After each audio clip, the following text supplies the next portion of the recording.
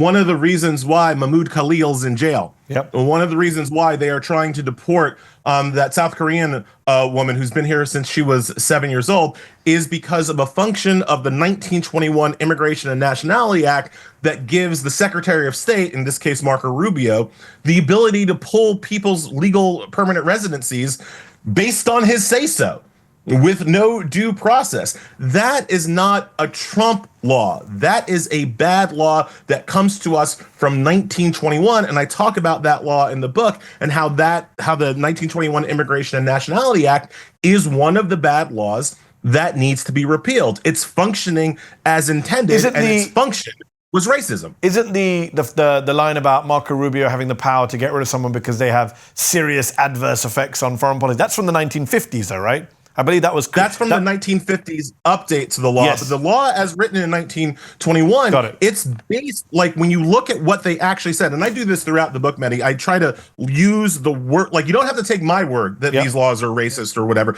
You can look at what they said at the time. Yeah. And in 1921, they were literally talking about needing this immigration law to prevent the mongrelization of the white race by inferior races.